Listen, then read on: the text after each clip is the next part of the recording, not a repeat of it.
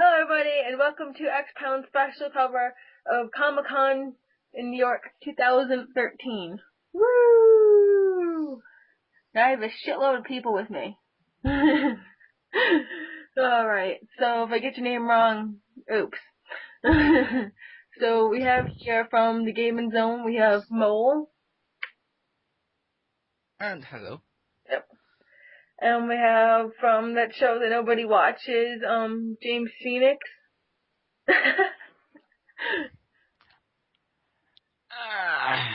Hello. Okay, he acknowledges it. Alright. And then we have Marcus Shadow. Woo! Hi. Okay. And then we have Mr. Head, aka The Hammer. Hello. Mr. Head?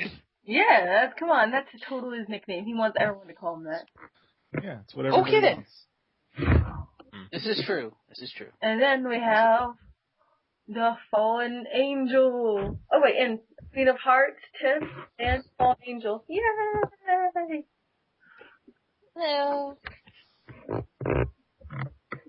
And Kagi just speaks, he's like R2-D2, he just speaks in like microphone adjustments. See, that was close. It's Comicon, and it's the Xpound, enough said. Yeah. So, I went to Comicon for the 13th. I just went on Sunday, but it was another whole other 3 days that I went on. So first I'm going to relay my personal experiences and you can tack onto that, and then we'll go into what you guys like may have wanted to check out or what information you got on the other days that I wasn't there. Sound good? Yes. Yes. Sure, why not? Okay. Hey, so we just got off the train. Now we're heading off to Comic-Con 2013. It's going to be really awesome. We've already seen Ichigo, and we've seen Bucky, supposedly, Buzz Lightyear. So here we are. Can't wait. So, I'm just gonna start off and preface this with, I did get an hour late than anticipated because I wanted to get there when it was opening, because it opens at 10, but I got there at 11. It wasn't so bad. But I had to drive like fucking 3 hours to get there, so that totally sucked. So we got to Comic-Con, of course, even before then, there was like a parade of like people walking down to Comic-Con in their costumes. Everything was awesome. And then someone who'd kind of dressed up like a silver Michael Jackson was standing at the street corner. That was pretty funny. I almost wanted to give them like a fake dollar, be like, here you go. It was like, yeah, it's fun. But yeah, so one of the first expos we went to was the South Park Stick of Truth one, and they had this really nice spread of the recreation of 3 buildings, and a kind of a UFO crashed on top of it, and it was kind of like fake fire and everything, and the actual doors were like people size and everything, so it was a recreation of, I guess, like a little block of South Park. And that was pretty. So behind me, the South Park Stick of Truth little demo here. We're gonna go inside and see what's up. We had to give our IDs to check in here, so hopefully I'm offended by something in there. Pretty fun. And we went in there and they showed us a 10-minute 10-minute watch of gameplay footage. Like, it was all gameplay footage. And it was really interesting to see how they integrated like cutscene for grand gameplay footage. It goes like straight into it.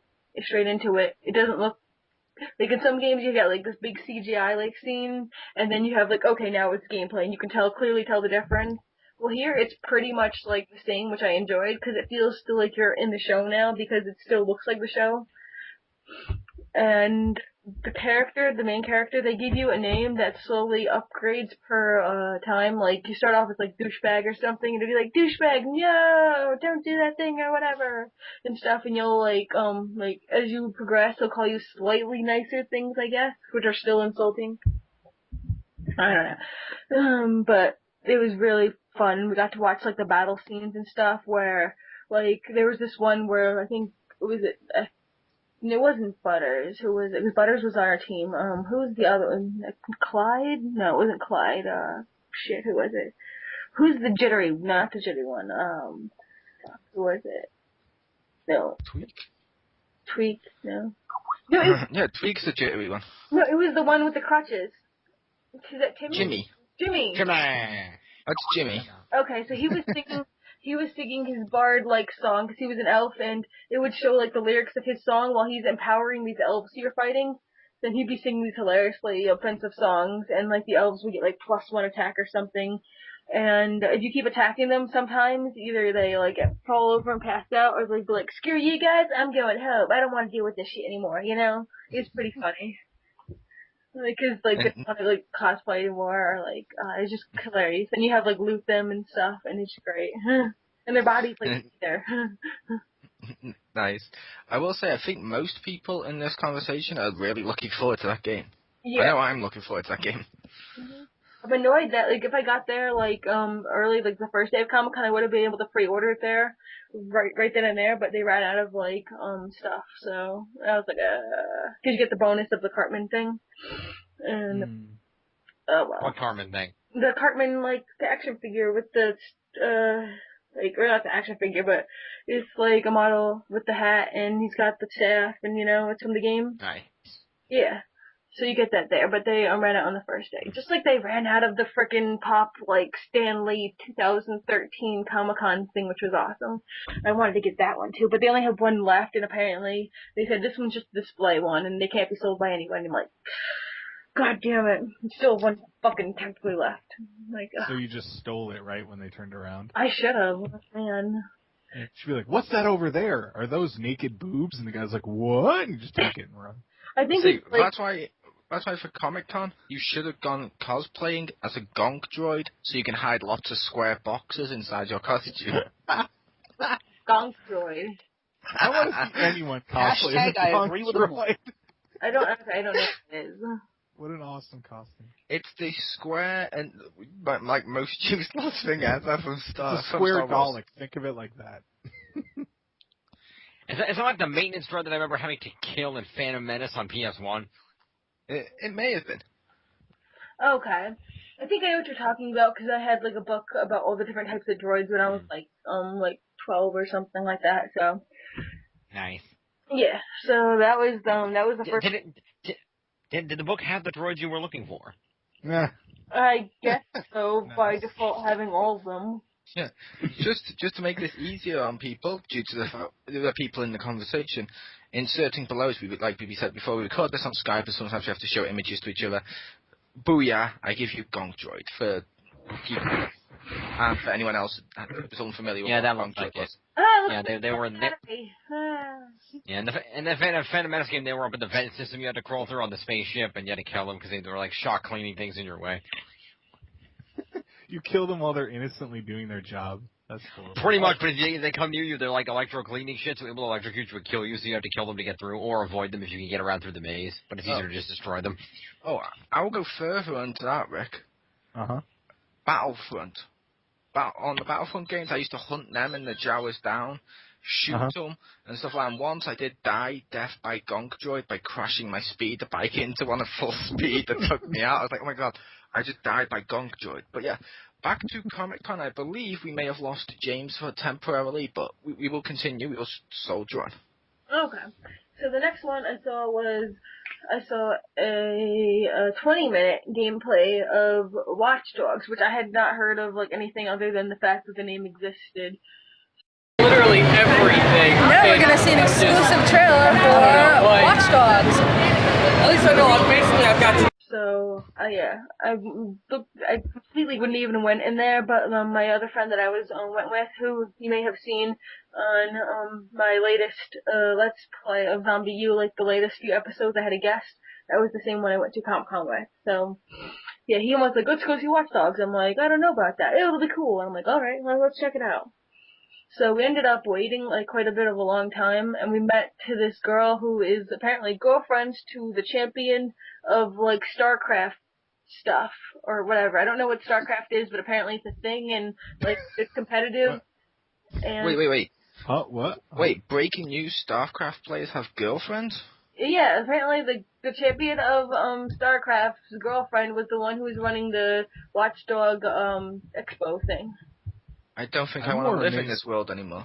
Yeah. I'm amazed she didn't know what StarCraft was. It's a thing that people play on the computer, and it's competitive, apparently. Yes. Sorry, sometimes people make me feel ridiculously old. I don't think I know what StarCraft is either. Oh my sorry, God. sorry, Rick. To make you feel less old. It's a game you play on that magical box that makes stuff appear on the screen.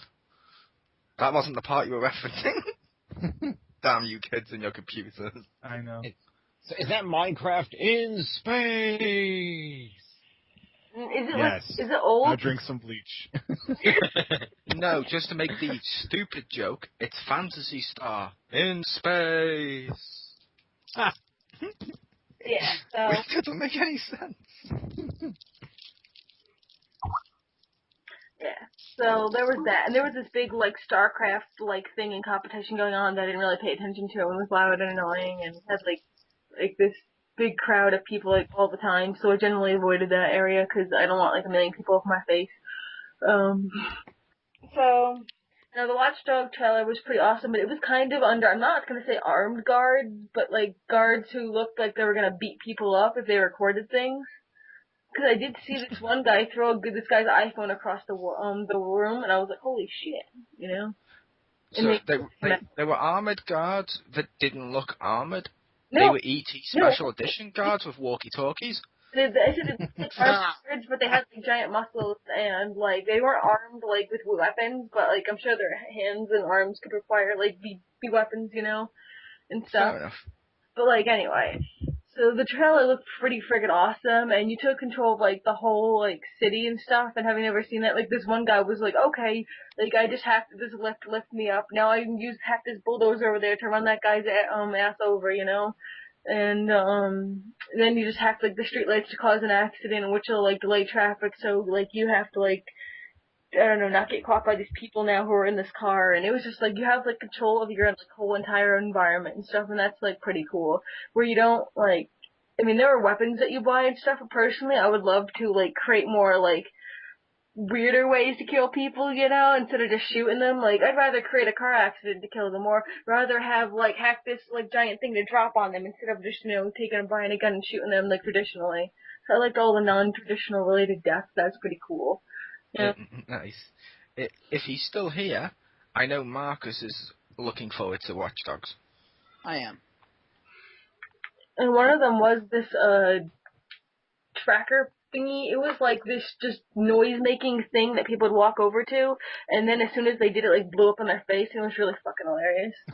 It was like this grenade that was like the size of a phone that only activated after you got into like a certain thing, and it made like the radio sounds or some kind of like hip music or something that would make people walk over to it. If I want them to hear it play like Miley Cyrus, and he goes, the fuck is that shit? Runs over and it blows it up. Yes, two things that needed to die. But that looks awesome, so I've never had an interest in that before, but it's gonna be awesome now. Then there was the Nintendo booth. Holy fucking shit, the Nintendo booth. Every single little goddamn, like, little frickin' 2 feet shit was over there, like, swarmed like a million little kids. And, they were giving away these kitty ears, and those were the shit. Everybody wanted the kitty ears, but like, I was there last day, and they were run out of tickets, and there's only certain machines you could play to get the tickets. And I ended up playing like a whole bunch of games, and I didn't really give a shit about the tickets, but I happened to be there when they were giving them out, so I got them, and I got kitty ears anyway. But like these people were shaking them down, like people who didn't already played stuff, but not like the right ones where the Nintendo people were. They were shaking them down for tickets. He was like, when I got mine, which I didn't even care about, he was like, take this. I'm like, what? Take this and go. And I'm like, okay, go where? He's like, go get their kitty ears before somebody else steals it. Everybody's trying to take my tickets. These are so precious. And I'm like, okay. He's like acting all dramatic and stuff. He's like, go, see, look, I'm out of tickets now. Take it. Just get rid of it. He wanted to get rid of all his tickets because he didn't want people to ask him anymore. He was like, see, his hands up, like, surrender. I'm out of tickets now. Haha, run away. And I was like, oh my god. Because he didn't want to deal with this anymore. And it was really fun. But, like, what did I play? First, I think it was... The first one I played was the Shadow Link, thing. Oh, what was it? The one where you can go on the walls. What is the official name of that? The Shadow of Link? Oh my god, Marcus was there in cosplay. He's made it. The Link Between Worlds. That's it, right? I think it's Yes. yeah. It's Legend of Zelda: A Tale of Two Cities. There you go. Yeah. I played that. Originally, I was like wicked confused because we didn't realize that because I played the castle part first, and I was in this room and I couldn't even move on anything and I couldn't go on the walls, and there was these like pumpkin jack-o'-lantern face spring things. And I realized that at the start they have like kind of similar to the Skull Hammer of Wind Waker, where you have to press these things down and they bounce you back up, and I didn't get that, so then I ended up doing the forest level first and then coming back to the dungeon. And then it was really fun, especially like the moving objects, like you can like go on a wall and like press the wall and like places will move like up and down, and you can like get around them by going up the wall and then like pop out of the wall and get in the moving thing and rise up, and it's just really, really interesting on how like some of the background items you can go behind, so there's an even more background, and it's just really cool. I'm just gonna have to mock the way you worded it and just say, "Whoa, playing the first level first? That's both new and exciting." No, I played the second first and then the first level second. But That makes more sense. You said I played the first level first. I'm like, wait, yeah, that's how you meant to play games. yeah, I didn't play it the right order, but it's okay. It's all good. I still got it, and I watched a bunch of other people play it first, so and I still failed it, which is funny. But did you enjoy that game, and how does it compare to other Legend of Zelda games? Yeah, I did enjoy it. I didn't think I was gonna enjoy it as much, because generally, this is the first of my 3DS game, or DS game, or non-console games I've enjoyed in a while that was Legend of Zelda based, because most of them are like, that's how I feel about like almost all like Legend of Zelda like handheld games. They're like all that. They like terrible poo. Marcus, is that a fair assessment of handheld Legend of Zelda games? No. I thought Legend of Zelda: The Four Swords, I believe that was on Game Boy as well, was awesome, where you could use the Game Boy one and then also go on the game to the GameCube people, or whichever one it was. When I saw that was the kind of GameCube version of the game. You're thinking of Four Sword Adventures, which came with Link to the Past on GBA. Yeah, which you cannot use with the GameCube. I thought you had to have the cartridge to play it with the GameCube. Like, because that's how normally how the Game Boy Advance stuff worked. You had to have the cartridge plugged into the Game Boy Advance in order to use it. Like with Pokemon, even the same. I think it was also similar with the Pac-Man game and stuff. But it may have been wrong. But I remember with two versions of the Four Swords, which I'm not a big Legend fan, but I'm not a big Legend of Zelda fan. But that was actually not that bad. I did enjoy that.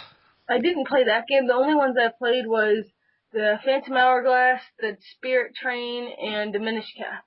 Those are the ones all of them. Minish Cap was awesome. Screw you. I hated that fucking Cap. Oh my god, I wanted to kill him so badly. I wanted to fucking wring my neck around that stupid little bird asshole. Like, I hated him. I just wanted him to die. He's even worse than Navi.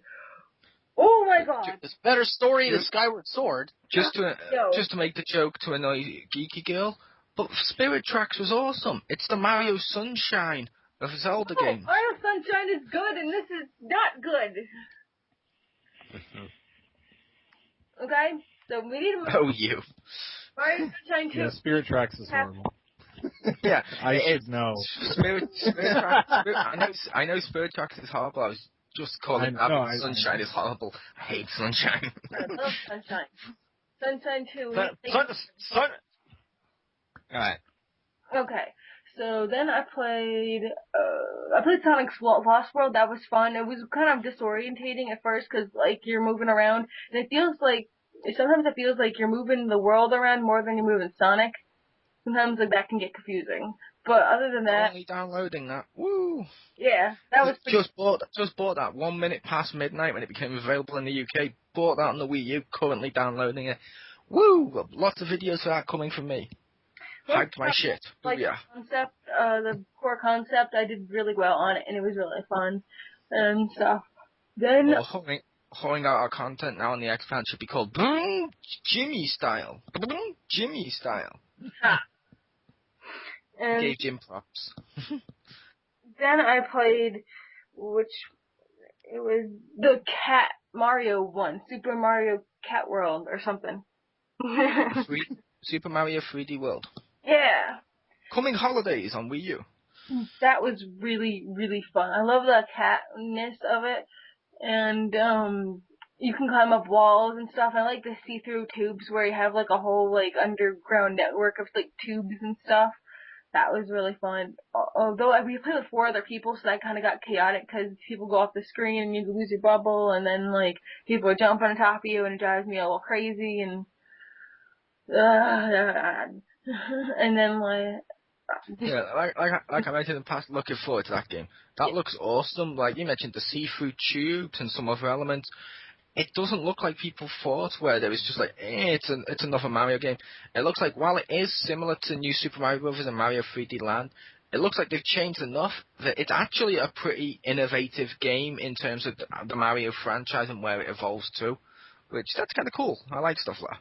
There's a lot of different like mechanics where you can like turn off your Katniss and turn off your put it back on when you need it.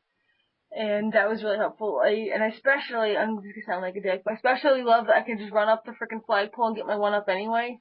Just like, fuck it, you know. I will say that does not make you sound like a dick, because they showed that off in the trailers, and a lot of the power-ups in recent Mario games, people used to like that. Like, I'll be honest, I used to helicopter hat like that. If I was next to the flagpole, whew, into the air, land on top.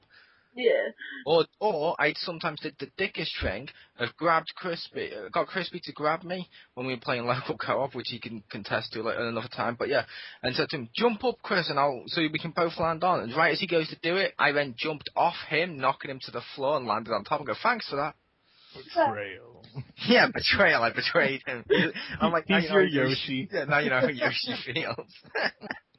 Yeah. Another thing I liked was that each character gets their own little, like, thing. Like, Luigi's got, like, a little bit extra jumping, and Mario, I think, is average, or I don't know what his thing is.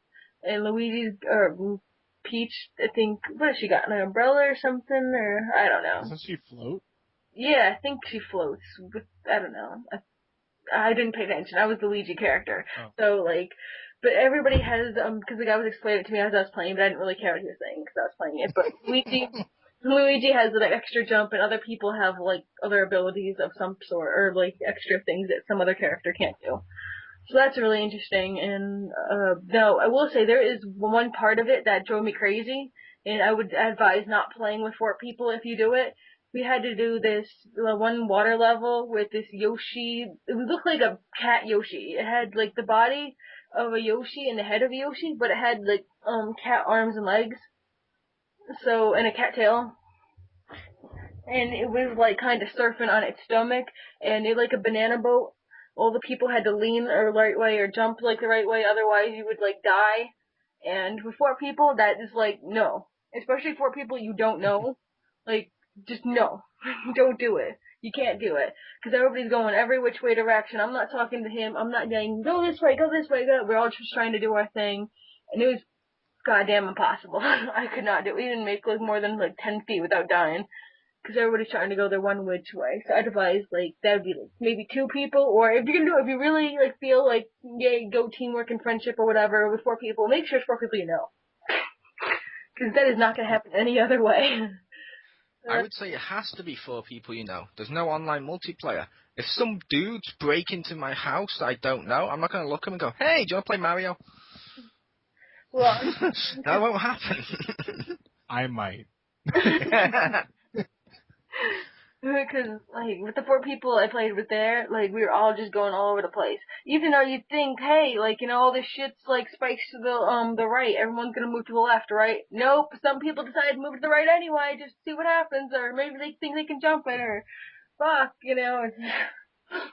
Oh, that was awful. But the guy was, apparently, I don't know if we were, like, the last people, this guy, the Nintendo guy who hands out the tickets, if the last people he was watching or the first people he was watching, but as soon as we started playing, he was laughing his ass off. Oh my god, he was having a great time watching us. He was laughing so much, I'm surprised. Like, he didn't have to go to the bathroom afterwards. Oh my god. He was just having a great time. He's like, oh my god, you guys, oh my god, ah. I was like, really, really? I was thinking, you know, he's probably standing all here all day watching all these like, million people, and this is the one that he laughed at. Like, really? Like, okay. Whatever. Maybe he was his new or his last one. And then I played Donkey Kong Freeze Country Jungle thing. Tropical Freeze. Yeah, close enough. I hate having to be that guy. It's okay. I can't remember that game for the life of me. They had a monkey and it existed.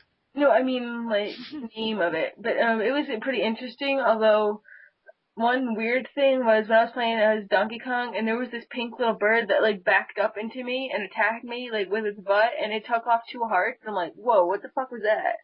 And I said, dude, and I went over to the guy who was standing right next to me. I'm like, dude, that bird just attacked me with its ass. And the Nintendo guy said, you are using words that Nintendo does not recognize, so therefore it cannot respond. And I'm like, what? Wait, did you say that to an actual service guy, like an actual Nintendo rep? Yeah, that thing just hit me in the ass, and the rep went, "You are using words Nintendo does not recognize. I cannot respond." He literally said that. Nice. And but the pink bird, I swear, Jim's weekend job? Yeah, because when she said that, I was thinking, okay, it might be a computer thing, but and part of me thought, please let this be an actual guy. Yeah. That just makes it sweeter. This pink bird just freaking backed up its ass into me, and freaking Donkey Kong took 2 hearts off. I'm like, the fuck was that? What did he just like ass rape me or something? I'm thinking I didn't say that. He probably would have like died, or like that is definitely words that Nintendo does not recognize. In fact, it's a concept that Nintendo does not recognize. So, I don't know. But You're like, well, then look behind you. But other than that, like one part which like weirded me out, it was really fun, and I like that you kind of have to work together because there's some golden coins that you can't have without Diddy. So I'm thinking one player might be weird, or one player has to be like, I don't know, work like I don't know how one player works, but it might be like not as good. I'm guessing. Because there's a lot of like cooperative stuff in there, unless they redid the whole level.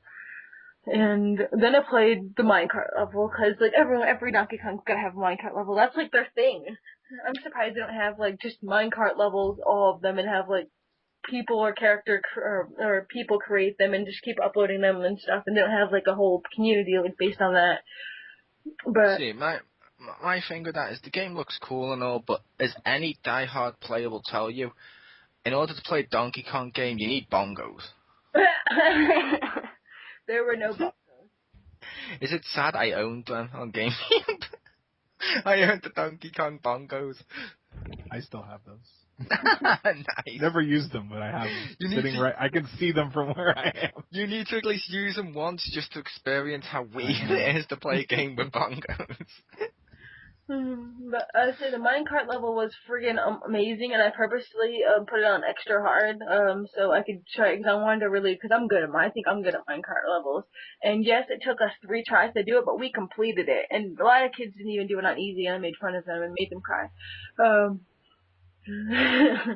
But it was really fun, and we got all the frickin' letters like K-O-N-G, Kong, and all the frickin' banana coins and everything. And I'm like, yeah, that's right, yeah! And the guy was like, oh, you're so awesome and stuff. And I was like, yeah, because there's no ass-raping birds on this level. I'm like, no, I didn't say that, but like, I said there's no crazy birds on this level. But it was really, really fun. You couldn't tell him that. He doesn't recognize those words. I was going to say, there's a crazy bird hosting. But then, of course, after that one, we were like, here's your second ticket, go get some kitty ears. And I'm like, what? Okay, sure. And so, I got the one green kitty ears, the big fluffiness, they're adorable. They also have like a Mario, Super World pin in them that I can remove when you can like stick it on a shirt or whatever, so that's cool, a free pin too. And, it's funny because those things were like all over the place, so even if you wanted one, you wouldn't really have to get the tickets because people were just leaving them all over the place and stuff. So I got one, like there was this dome for like some kind of comic that some dude made about like saving the planet or something, some kind of eco-environment comic or something. And someone left like 3 kitty ear things there, so I'm like, oh, my sister might like one of these, maybe her friends or whatever, so I took some, but I just left there. Someone made a Captain Planet comic? It's not like Captain Planet, it's like... That's exactly what the Fallen Angel typed below at the same time you said it. It's kind of like... I'm trying to think how to describe it, like the superhero people in it. I want to say like X-Men, except not like as dark or concerned about like racial issues. And when I say racial, I mean like a whole mutant versus like not mutant people.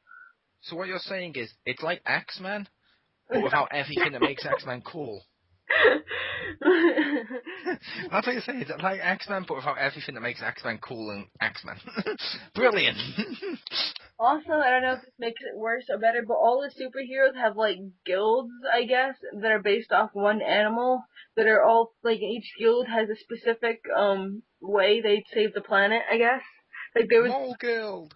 There was, like, the Butterfly Guild, there was the Fox Guild, there was the, like, I don't know, there was, like, 12 different things, and these are guilds that you could actually join online, so you could help, like, save the planet for real in real life, while also buying the comic, I guess, which I thought was really weird, like, this whole environment thing was, like, at Comic-Con at all.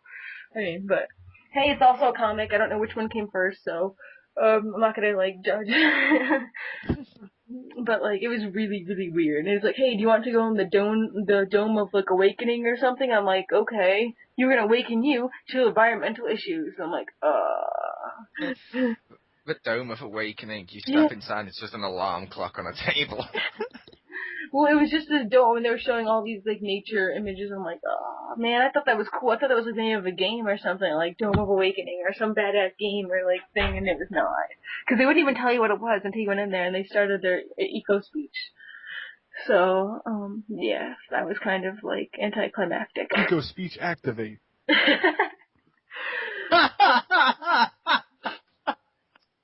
I don't speak ecobonics. Please let ecobonics be a thing. Yeah, please let ecobonics be a thing. Especially, I think they got especially tuned out because they were right next to, like, the StarCraft, like, tournament thingy. So I think anyone who thought about even entering the Dome of Awakening probably ended up getting distracted by the StarCraft announcers and kind of left them. So they were very eager who actually stepped in their tent. So please do everything you can to save the world. And right next to it, the world is fuck, enjoy space. Brilliant. Yeah, and they had, like, they were clean, like, they had the really loud announcers, you could hear them from halfway across the room, so anything that the Awakening people tried to do, I'm sure would get instantly blasted out, if not by, like, the 2-story screen, then, you know, the giant announcements. So, I thought that was kind of, like, I imagine, like, them looking at their placement, like, fuck, man, you know, I guess we'll do it, I guess we'll stay here and do it. And they were, like, selling, like, t-shirts and things like that. There was a lot of people, like, selling their weird brand of things, like, that weren't, like, comic related that I thought, like, probably shouldn't have been there, but why the fuck not, you know, I guess. Because there was people, like, selling, it was tentacle, what was it? It was all sorts of tentacle-based jewelry. And I'm like, this is cool, I just don't know why it's here, but, you know. Insert Japanese joke. Like, and there was, like, tentacle everything. There was tentacle, like, earrings, tentacle, like, necklaces, tentacle toe rings. I don't know why you'd want that, because I imagine that would make socks, like, come uncomfortable. Like, if you had, like, a plain one, I guess, like, that would be, like, easier to, like, work on with a sock or shoe or something. But these are, like, big, clunky things. So, like... Did they have, like, the 300 from the comics and shit in the movies? Did they have the 300 display? Then next to it was selling Trojan condoms? No, but there was... Because that would be perfect. That would just be almost perfect placement. Almost. No, although people were selling a lot of weird, like, there was people selling, like, pornographic novels and stuff, so that was interesting. Did you at least get the tentacle toe rings, bro? What? Did you at least buy any tentacle toe rings? I didn't buy any tentacle stuff. I'm not gonna waste my money on that shit. But, you know. But Christmas is coming up. James Phoenix needs a gift. Oh, how would I get him a gift regardless? Because it'd be more hilarious if he opens it up and it's like some sort of tentacle related product. He'd be like, what the hell do you think I read? Nothing. List. No, about tentacles.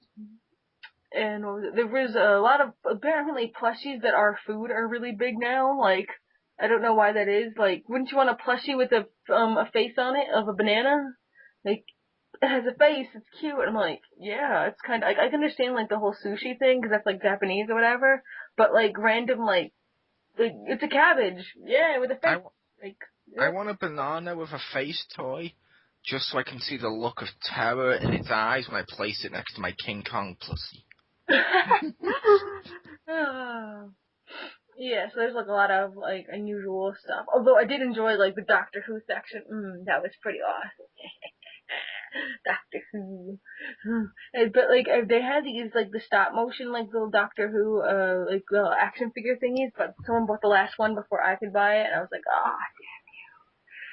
and it was really really cute, like this little like kind of how they made like this little clay thing with like hair and like really skinny arms and stuff, kind of like like Nightmare Before Christmas styled, except I guess slightly less creepy but equally skinny and stuff. And there was this guy standing, who was dressed as Captain Jack, and he had the war Dalek, the war Dalek that says, "I am your soldier," that one. And yeah, they put a little fez on top of him, and it was so cute. It was like adorable. And I took a picture of that. That was cute. That was just amazing. A little Dalek and a fez on it. And everybody was wearing fezzes because they were selling them for like $5. So like there were a million people whose costumes now had fezzes on it, which I thought was like, oh man. But I guess it was okay. But it was, anyway. So I was still considering buying a sonic screwdriver. I was thinking about it, like, I'll buy it cheaper somewhere else because it's probably gonna be more expensive here. And but it was good. But I did get a patch though. I get like a little like TARDIS patch. That was fun. I'll throw that onto my like a backpack or something. That was great. And there was so many. I want to say there were probably an equal amount of doctors as 10th doctors as there were 11th doctors. And oh my god, there were so many doctors, so many doctors.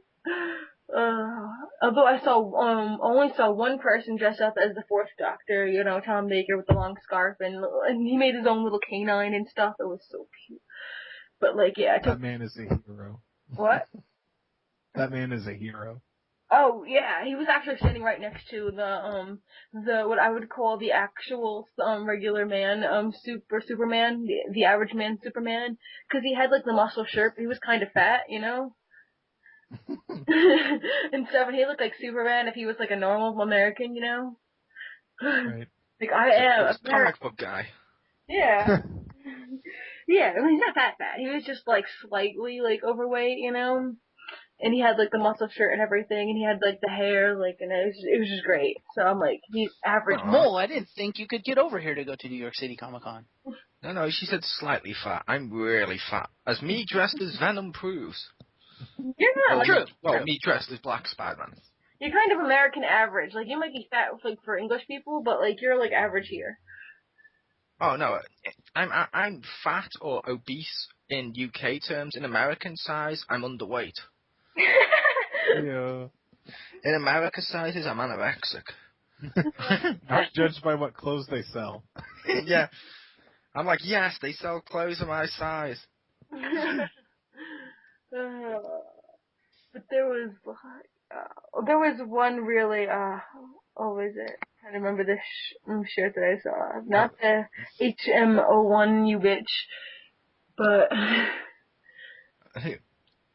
Oh, I was going to say, related to the clothing thing, Rick. Mm-hmm. No joke, I did have something to do with that the other day, which annoyed me. Mm-hmm. I went into a shop to buy a pair of jeans my size. I asked the woman behind the desk, "Oh, do you sell jeans my size?" She looked at me as if I'd just threatened to murder her family. It was like a pure look of like disgust, like, ugh, how dare you. And she looks at me and goes, she actually checks me out with her eyes and then goes, "No, sir. You'll have to take your business elsewhere." And I'm like, fuck you. Part of me's just thinking I want to fucking kill this woman. Wow. Yeah, that's pretty bad. Whereas, like you said, in America, it was like, yes, all my clothes are everywhere. It's in my size. Bye. Then I need to get her back. I need to go on the Slim Fast diet and Pretty Woman it.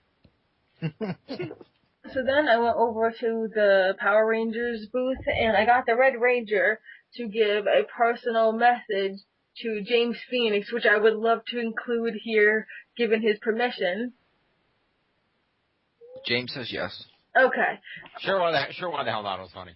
Yeah, okay, so yeah, the Red Ranger had a special message for him because he just loves James so much, and he's like, oh, you're awesome, and you're like the best, something, yeah, okay. James Phoenix, you are not a loser. James Phoenix, you are not a loser. James Phoenix, you are not a loser. Now, right next to Power Rangers was a more interesting Monster Hunter thing, which more people were kind of there. That's why I went to the Power Rangers thing, because I'm like, wait, this area is completely like abandoned. There's no people trying to push my way. I wonder, like, I should go to this thing and check it out. But then everybody was crowding around the Monster Hunter one, where like all these people were dressed as like these things. I don't exactly. That joke would be funnier, except for the fact that you blatantly stated that you couldn't get into Jason David Frank because his line was too long. So yeah, you fail. Yeah, that was, I'm talking about the one, like, the little stand, not the where the actual celebrities were at the time period they were signing shit. This is different. This is not a signing booth. This is just the, like, people standing up and, like, I don't know if it was actually them, but they're just standing and waving and pretty much not doing anything. Yeah, the signing booths will be full, no matter who's there, no matter what show, because people will go there to get merchandise signed to hawk it on eBay. Yeah, and they had a little TV show in Mighty Morphin, which made me happy. Like an episode, and it was awesome. Yeah, so that was there, and right next to it, Monster Hunter, and there was this line for people holding up this giant ass sword that kind of looks like it was like red and giant red like ragged sword that looked like it was made out of like an animal arm or something. It was just ridiculous and look all complicated and like probably like friggin' like 6 feet long or something, or probably bigger. And does any of this help you? Does any of this help you, Rick? No, which sword it was. Yeah, I do. I'm assuming it's the same one that was at PAX. If I remember correctly, it was the Rathalos sword. I don't know what that is, though. I know. Yeah, the point is that you guys know. No, the point is Rick knows. Yeah. Well, I'm sure, like, Rick knows. I don't know the difference between them. That's why I asked him just to get it specified. I was like, oh, okay, cool. Oh, let me see that. Yeah, that's the one. So, anyway, the point is, like, anyone who plays, like, a Monster Hunter would know. But yeah, there's a bunch of monsters that can't even describe. All three of us in this country. Amalgamation of, like, animals that made up, like, the monsters here, so I can't even begin to describe them. They were just brown. Most of them were brown and one was green, so that's it. I can't even, like, describe it further than that, so don't even, like, try to understand. Oh, brown and grainy? Whoa. It's like a PS3 or 360 game. Oh, I didn't say grainy, I said green, but... That even brown and green. That was the palette. That was the palette on PS3 and 360. Yeah. Early on, at least. Mm-hmm. And then, pretty much after that, we just... Besides having, an ice cream shaped like Pikachu, which was amazing, by the way. Yeah, I felt almost bad for eating it. I asked them to make a Dragonite, but that was too hard.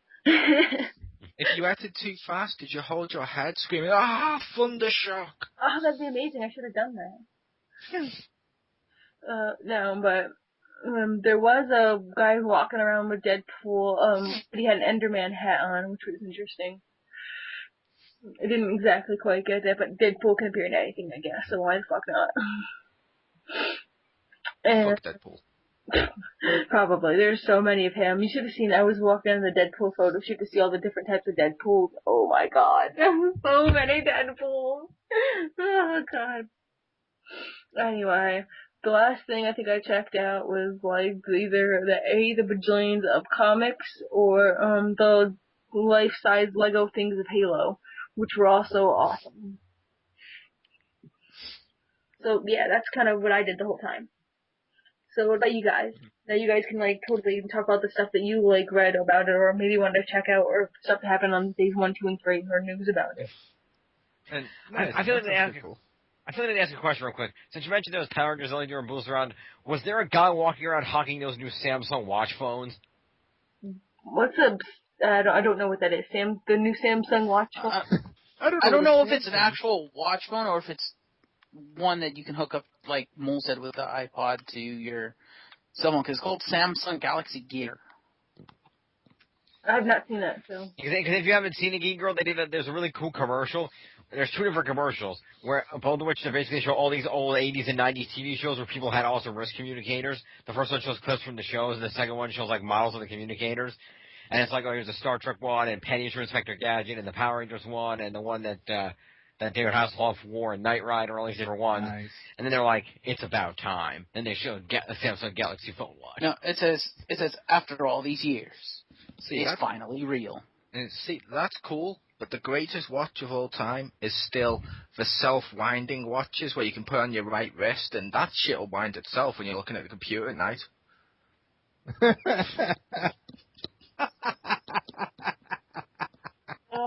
Nice. Wow. Yay, Rick got it.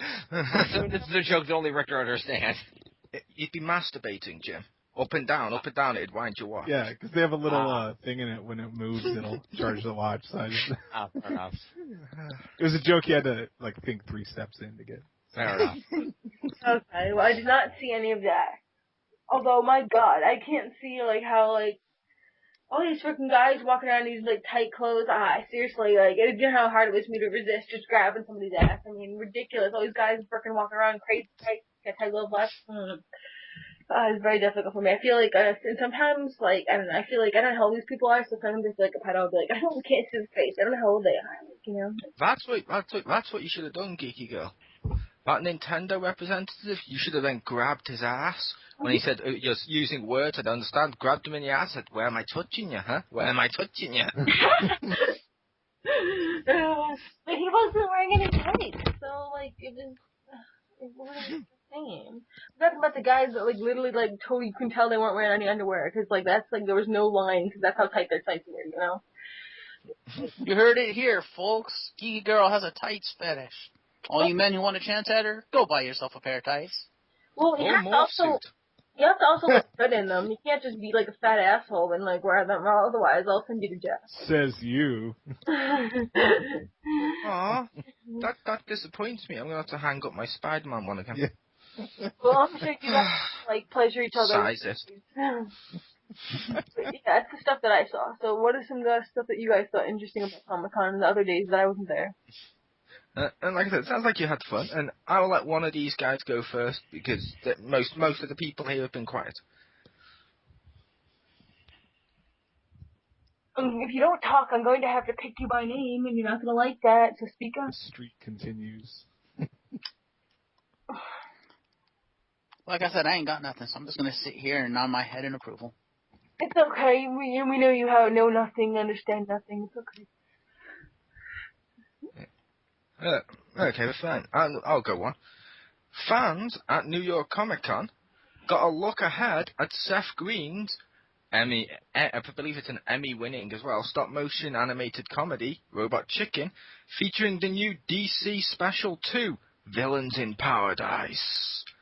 Featuring such people as Alfred Molina, I believe it's pronounced as Lex Luthor, Clancy Brown as Gorilla God, Nathan Fillion as Green Lantern, Zac Efron as Superboy, Claire Grant as Poison Ivy, and Modern Family's Sarah Hyland as Lex's teenage daughter, Lena Luthor. That sounds amazing. I need to watch that.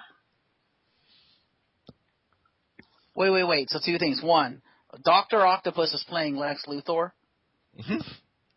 Yeah. Number 2, he has a daughter named Lana in this. Lena. Lena. Lena. Okay, I was about to say, if it was Lana, somebody would be kind of pissed off, but continue. Hey, it stands to reason he might name Lana Luthor due to the fact he was married to her at one point. He might like the name. It could be a homage, if you will. True. But no, that is one person I'd love to see cast as Lex Luthor. I could see Alfred Molina with his head shaved cast as Lex Luthor. That'd be fucking awesome. I want to see Christopher Walken with his head shaved playing Lex Luthor. That could be interesting. Except he's already played a character in a DC movie. Of course, that character's dead, but yeah. Ryan Reynolds plays comic book people and swab. It's all cool. People get over it. He's technically been in 2 Marvel films because he was both Deadpool and random generic assistant guy in Blade. Yes. And the guy who plays Captain America is Human Torch. So Well, he did 2 good. I think they'd be okay. But see, when Ryan Reynolds is ever a superhero, he's always been terrible. So. Green Lantern wasn't as bad as people give it credit for. I mean, it was not as good as some other superhero films, but I wouldn't exactly say it was so bad it needs to be written out of continuity. I would welcome that into, say, like the Man of Steel continuity or something. Oh, that. You know, it's just so you get him as Green Lantern during Justice League, because it wasn't too bad, and Sinestro was pretty cool. But yeah, I like the Green Lantern. Yeah, like I said, I had I had problems with it, which I admit. Like, I'm guessing you probably did, Marcus. It wasn't the best, but it certainly was not the worst. Well, he was the second worst part of the movie. The worst part, of course, being Parallax. Oh my god! But yeah, I didn't think Ryan Reynolds was bad, given the script they gave him. Yeah, I thought the problem was that, and this is turning into now a movie review, but I thought the problem was the fact that they told him to be Ryan Reynolds. It's like, no.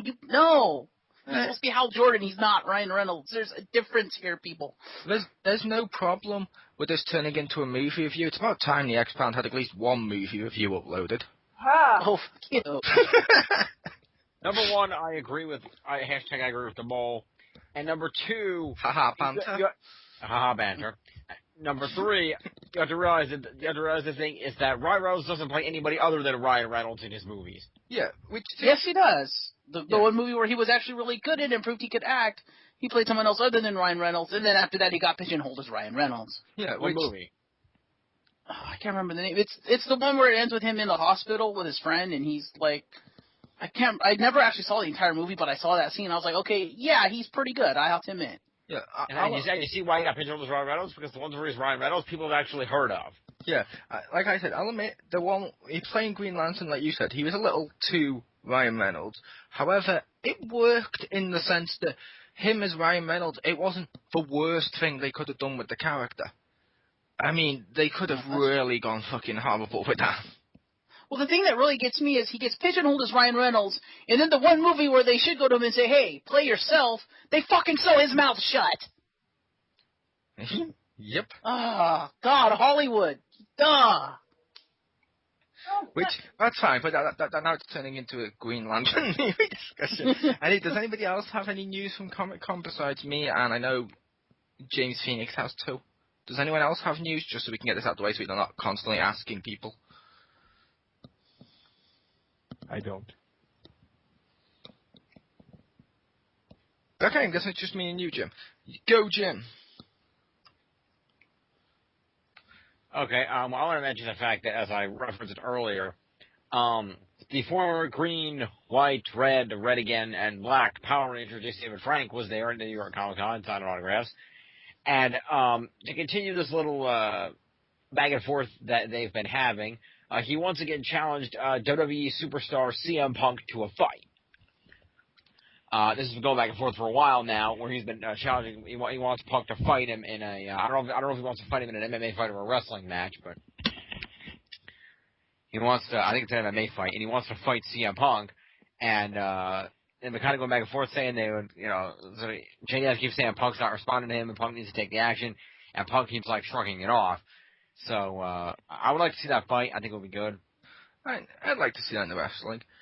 The obvious one would be Go Green Ranger Go, but for his theme music, I would love for WWE to take the Dragon Dagger tune and remix it like they did for Daniel Bryan's theme song. I think that'd be pretty cool. If they do that, what they need to do, and not just because it's Sentai, but they need to take the Jew Ranger version of it because it's longer, and so they can actually take that remix and it'd be like a full-length song. Because when Saban took it, and I'm assuming Wasserman is the one that cut it up. When they took it, they basically took like a couple second snippet of it instead of the entire song. When I finally heard the entire song, I was like, okay, that's awesome. They should have taken the whole song. Fair enough. But yeah, I agree with the Mole. That would be awesome for his theme song. Yes.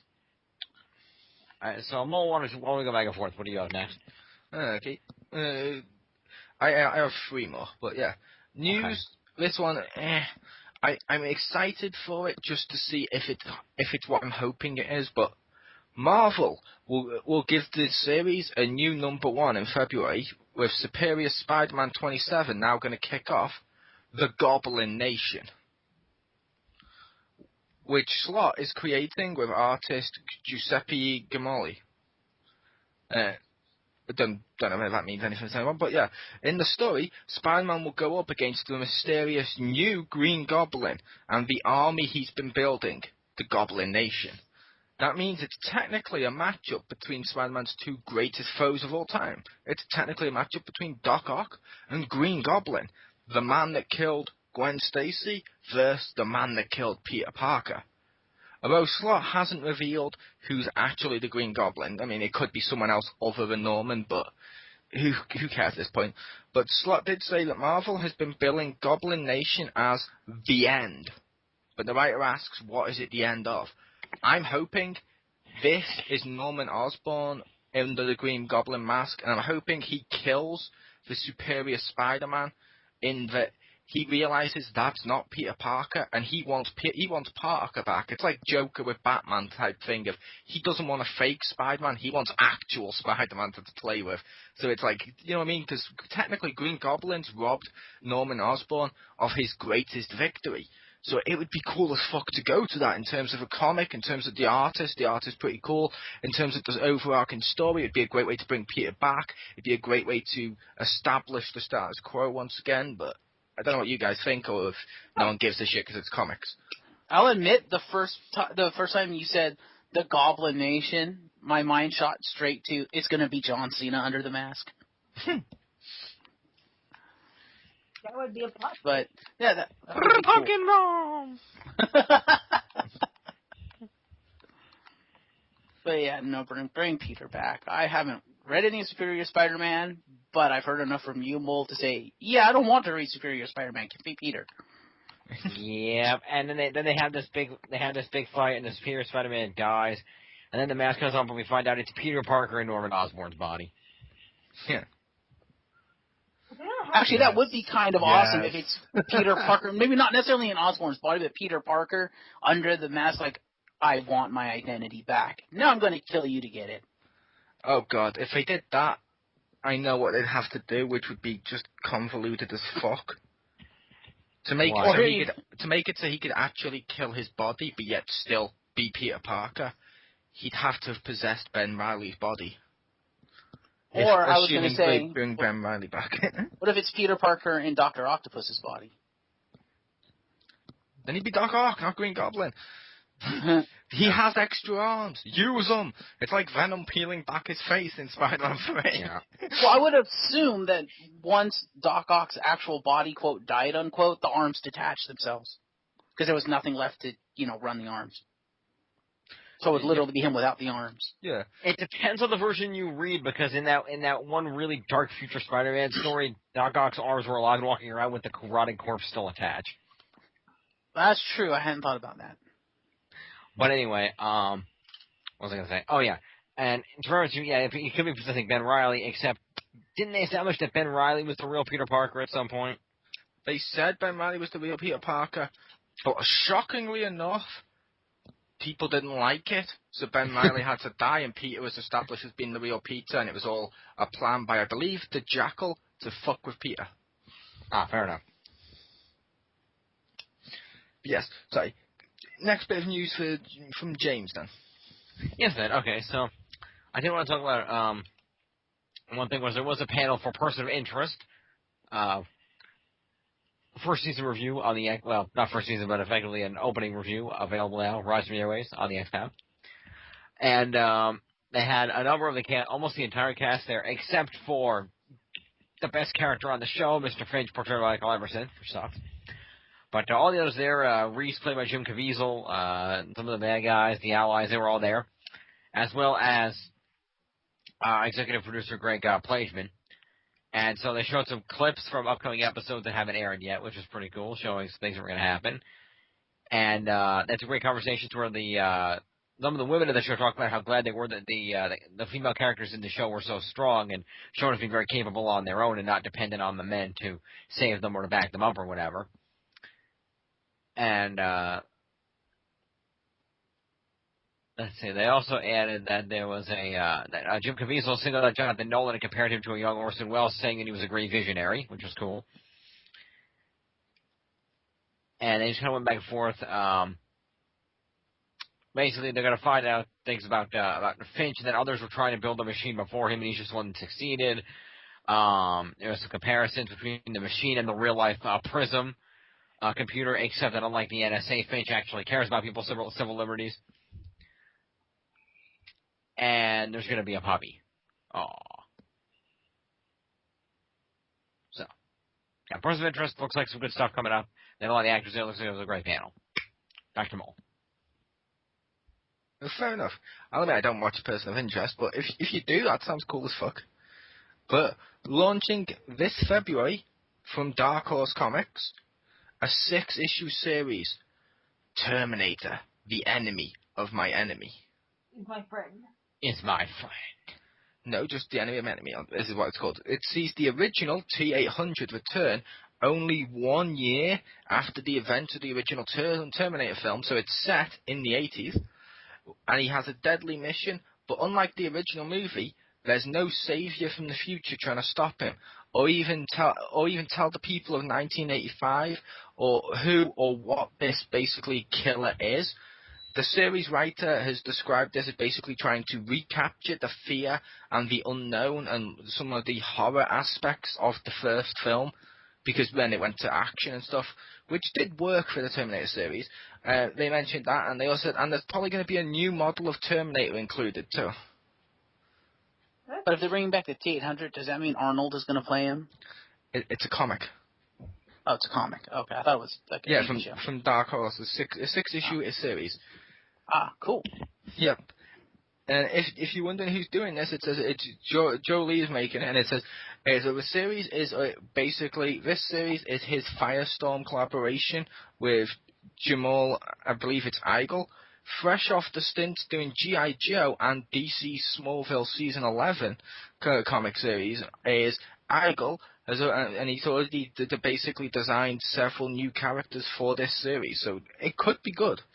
I'm hoping it's good, because it's only a mini-series. It's not going to be like a Terminator ongoing, because I don't see that working as an ongoing, but I thought it would be pretty cool. So, yeah, that was the end of that one. I think Jim said he only had 2, so... He did. But yeah. No, I found another one. Yay. Yeah. Because there was also a panel for the awesome Marvel Agents of S.H.I.E.L.D. There was. And so they had the producers there, including Jeff Loeb, Elizabeth Henstridge, and Ian DeCastecker. Castecker, how do you pronounce his name? Anyway. So they were talking about things in the show and answered some questions from the fans about what was going to go on. And they showed the entirety of the new 4th episode, which will be airing next week on Tuesday. And apparently that's the episode that includes a sequence that was actually filmed in Sweden. And they mentioned that with this show, that to be realistic, any time that the cast actually goes to a foreign locale for purposes of S.H.I.E.L.D. business, the filming is actually done in that foreign locale. Adding in the pilot, we were in Paris. That's not some Photoshop nonsense people talk about. Okay, Photoshop does exist. The Fallen Angel says episode 4Z. No, I mean, because this is back on Sunday, so it wouldn't have been this past. Okay, fair enough. All right, outdated article. Anyway, they also talked about if you asked whether we were how much. Well, number one, if characters were going to be killed off because Whedon does that, and they said you never really know, but note the fact that this does take place on a plane, so you never know when a door might pop open. Asked about what Marvel characters might appear, they said that they got the whole universe open to them, and they have very much. They live very much in the worlds that the Marvel Cinematic Universe is, which it's a young place. So there's a lot of stuff they haven't established in there that they could bust out, and there's a lot of characters you think of haven't shown up yet, or maybe they haven't, you haven't met them yet, and stuff like that. And they really want to mix up between new characters and ones that you know from the Marvel Universe. They don't want to go straight on all people that you know. Somebody mentioned the fact that what about the Marvel characters whose rights are other studios? And they said they didn't want to get into the limits. They said that's completely they might be able to do something unexpected you never know about, and they don't want to say, no, we can't do that, and then end up doing it. Fair enough. I'm surprised no one mentioned any Walking Dead stuff, because that was a really, really big thing they had going on there. Anyway, so I have to ask, did anyone there bring up the thing that Mole discovered when he watched the first episode, the pilot? As far as I can tell, no, they did not. They discussed some similarities between the characters of Fitz and Simmons. Question of how much the two will go out in the field. It's recently been revealed that Titus Welliver will be reprising his role as S.H.I.E.L.D. agent Blake from the Item 47 short on the show. He didn't want to get into specifics on the other familiar characters, but when one audience member asked about the unseen cellist Coulson and Pepper Potts discussed in the Avengers, Loeb grinned and replied, "There isn't anything that Joss Whedon has written and created that we're not going to mine all the way down to the bottom of the mine." Okay. Nice. More than one person wondered if the Agents of S.H.I.E.L.D. characters are going to show up in the movies. Loeb noted that the show had only just gotten a full season pickup because until 48 hours ago, as of Sunday, they didn't know there was going to be more than 13 of those episodes. But they added the longer they're on the air, obviously the greater that possibility is. When it came to revealing secrets, Coulson's or otherwise, they said there was a plan, and you don't have to wait 5 or 6 years to find out whether it's an island or a turtle. Nice. Near the end, an audience member joked about if Fitz could actually get that monkey he wanted to have, and they said, "We really like to get the monkey. They won't let me get the monkey. We need to get the monkey." I will say, I've only seen the first 2 episodes, I believe. I believe I'm a week behind you. Another one may have just recorded, I watch it the weekend. I loved the fact Samuel Jackson appeared in the second episode. That was awesome. I'll still see it. I only saw the first one, so I'll have to see the second. Yeah, Nick Fury does appear in the second episode, which was awesome. That's cool. I'm surprised to come out with this snakes on a plane. Yeah. Oh. And my last bit of news then. I will say, as you may have noticed, I went with DC Comics, Marvel Comics, Dark Horse. I was going to go with IDW, some of them aren't too many. Just to go a little soapbox-ish, like I mentioned to everyone here at the beginning, part of me hates the fact Comic-Con isn't actually about comics anymore. That's why, it's cool for people that are fans of it and stuff like that. Like, Geeky Girl mentioned loads of Doctor Who's running around. There was, Nintendo stuff there. There was Halo stuff there.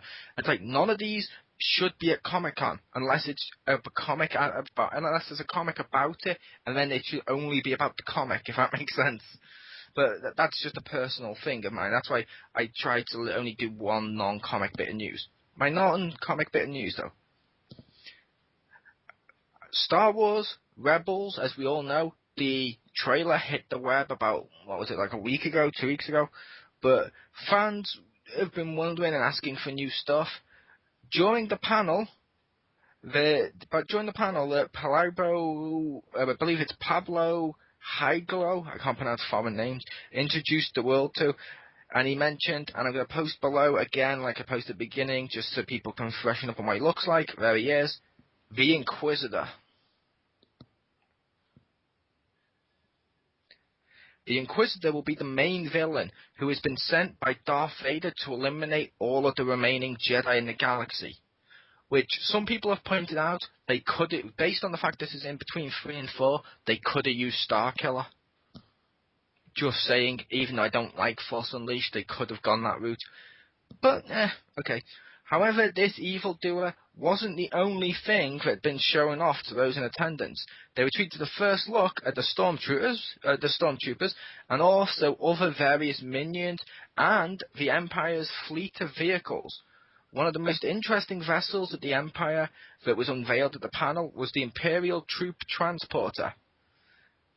Basically, what the team's done is they tried to pay tribute to the classic toys. I believe it's the Kenner line of toys, the original ones, and they've got the cutest guns and stuff like that in the Empire, and some of the more toyish elements included into this. So it's mixing the toys and stuff like the Clone Wars style from the other animated series together and combining it into something that's kind of new, kind of fresh, and is a little bit more familiar, if you will, for fans of the films, because not everyone liked the prequel era, so not everyone enjoyed the Clone Wars, which was an awesome series, but not everyone enjoyed that. This one's, if you enjoyed the original trilogy, you may enjoy this, because you're going to see your Vaders, your Stormtroopers and stuff, so, yeah.